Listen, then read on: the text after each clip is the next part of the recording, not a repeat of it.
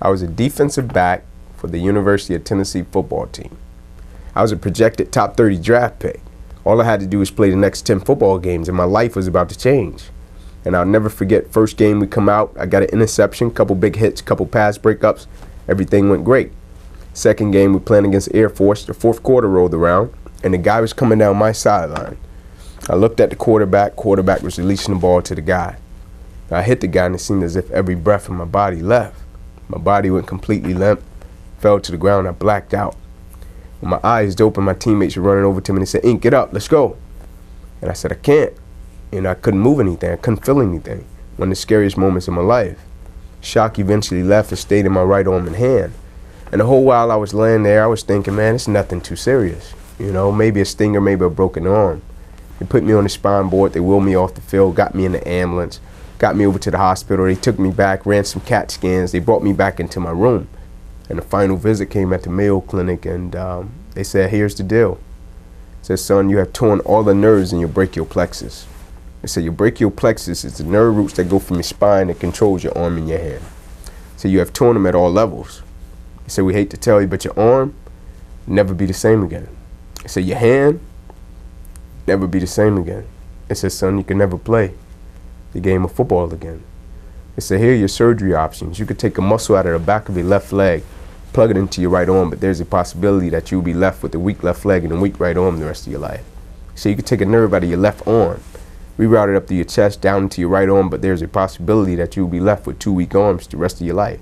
Or you could take a nerve out of your left rib, reroute it up to your chest, down into your right arm, but there's a possibility that you'll be left with a breathing problem and a weak right arm the rest of your life. By the way, tell us what you want to do in the morning." I'll never forget that night. I went in that hallway and I had a talk with my mom and my dad. And I went into my room and I made peace with God about the situation. And the next morning I went into the doctor's office. They said, "Son, what option did you choose?" And I said, "No disrespect to you guys, but I'm not choosing an option." I said, "My situation is out of your hands." And they said, "What do you mean?" I said, "We're some of the best doctors in the world. We're the reason that you came up here."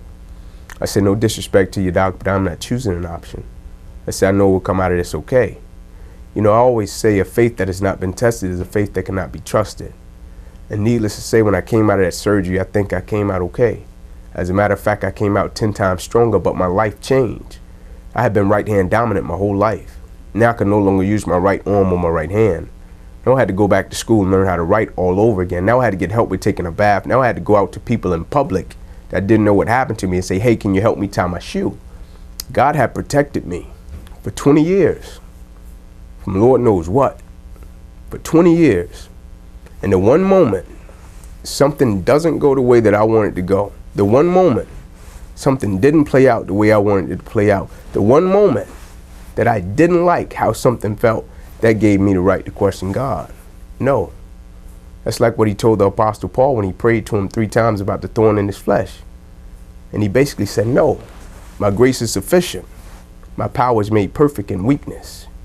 And I think his power is made perfect through my weakness. All of my best friends are multi-millionaires, and my roommates from college. I always tell my guys, I say, "Yeah, man," I say, "you guys got the NFL contract, but I got the real contract.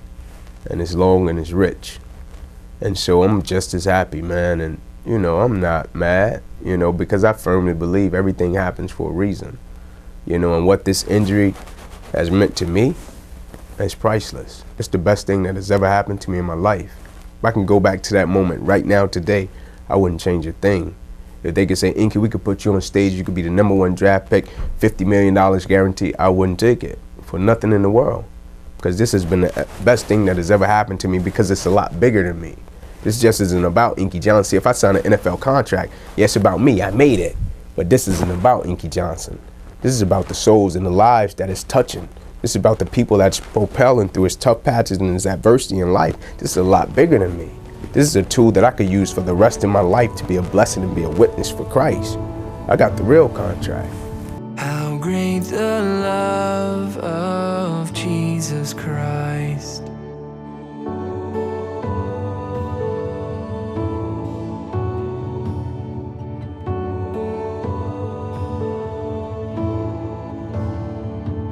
Upon the cross of Calvary, blood was shed that pardons me. No longer bound, no